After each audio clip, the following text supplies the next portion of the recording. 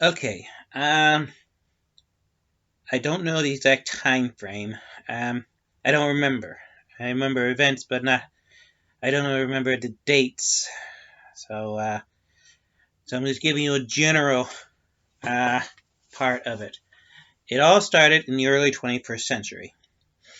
Uh, I once was looking at a picture of myself in the office, and I realized that I was way overweight, 260 pounds. And I started dieting. I went to Diet Coke and not as much. Started walking, carrying weights, exercising, and singing. I went from 260 to 225. And for the longest time, I was stuck at 225. Then I started, I increased the weight, increased the weight on my back and walking more. And I started losing weight again. And I thought I was losing weight. I thought it was working. Then I'm going to have to mark this for not kids because a lot of people don't like the word testicles for some reason. I thought my left testicle started swelling to a point where it was painful. So I finally convinced father to get some medical insurance. To try the new free, find some, I don't know if it's new or not, but we went to Olive View and we signed up. And as I was waiting for surgery, I was talking about my weight loss, and one of the doctors said, and one of the interns came in and thought it was a good idea to get a CT scan while I was there. Weeks later, we found out that at this date, I do know. It took about, it started like, I think it was like 2000, I think it started like 2005, 2006 when I started losing weight.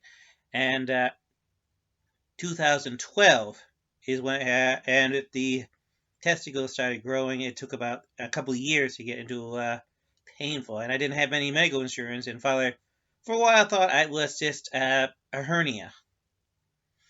Anyway, we got to the examined it. So I went to the red tape. They examined it, and they CT scanned me. And weeks later, they said very bluntly that it was cancer. And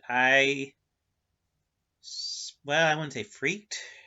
Uh, I was first time I was so overwhelmed that I spontaneously cried. I mean, I've cried lots before, like everybody else, but for the first time it came like that, just teared up. My father jumped on the resident for playing so bluntly and panicking in here anyway. Uh, for weeks we weren't even sure they were telling the truth for a while, but we were convinced they were telling the truth. And I went through 18 radiation treatments in August 2012. That is a date if I know for certain because they said you don't have to do every if you can't do a day, reschedule. So 3 days near the end of my treatments, I took off for Paramorphicon. I know some people said radiation more treatment, but I said I could, so I did. Um, During that time period, I would. They said it would. They said the radiation treatment would work, but I was still scared out of my mind. So much so that I needed something, anything to help ease the fear. So I happen to run into a song. I had it before, listened to it before, but it meant it was a nice song. It's kind of sad, but but it meant nothing until I started listening to it during my cancer treatments. A song called "Open Eyes" from Debbie Ryan. I would listen to it waiting for my cancer treatment. I would listen to it during my cancer treatments. If you haven't heard it, one of the lines, the lyric that gave me the most courage was, "Just close your eyes and push right through. I know it's tough right now, but this was meant for you. When the clouds are all gone, not a shadow in sight, you'll be drenched in the sun with open eyes."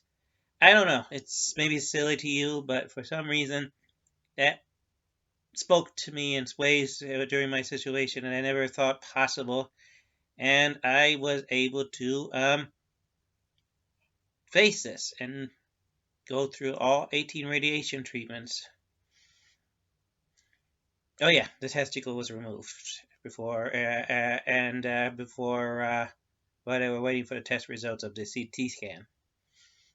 Thought I mentioned that. Well, that's pretty much all in detail. The losing weight, the testicle removing, the CT scan, and the radiation treatment.